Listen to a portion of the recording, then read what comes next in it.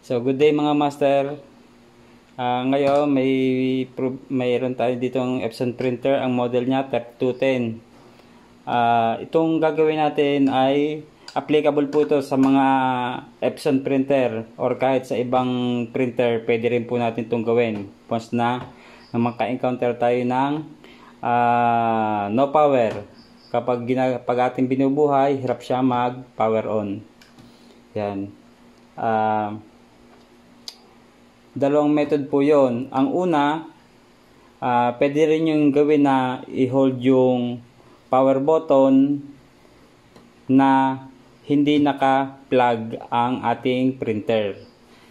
Bakit? Para po ma-discharge yung kung ano ang load sa board na current ay ma-discharge. Kaya po natin ginagawa yon.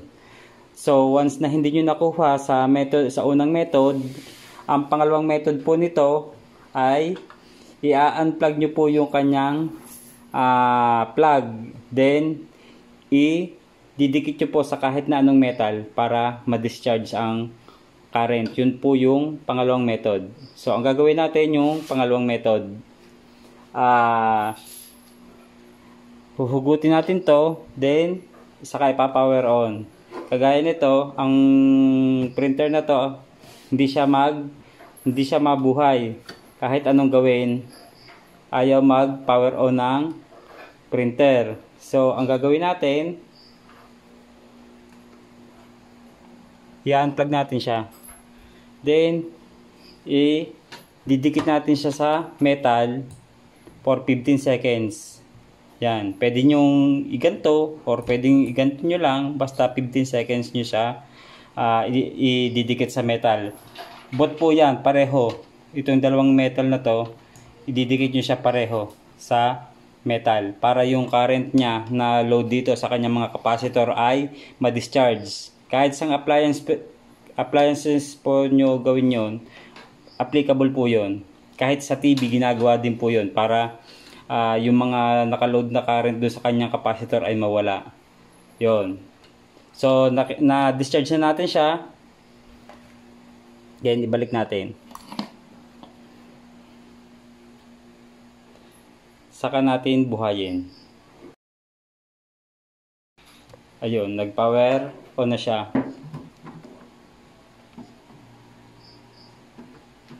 So, balik na uli ang kanyang power. Nabubuhay na uli yung ating unit. So, kapag na-encounter nyo to, gawin nyo po muna yung method na yon para hindi muna tayo magkakalas. Wala muna tayong kakalasin sa kanya. Hindi muna natin kakalasin yung kanyang power supply. Wala tayong bibilhin. Subukan nyo po muna. Hindi naman masamang sumubok. At the same time, kaya nyo nang gawin sa sarili nyo. Do it yourself, kumbaga. Yan. Hindi nyo kailangan ng expertise para doon. Kasi kahit kayo, kayang-kaya nyo nang gawin. Kasi simple lang naman. I-unplug nyo lang din. Ground para ma-discharge yung power. Then, okay na. Para lang, para nagdahilan lang yung ating printer. Balik na ulit sa kanyang dating operation. Yan. Sana po nakatulong yung video ko. Thank you po.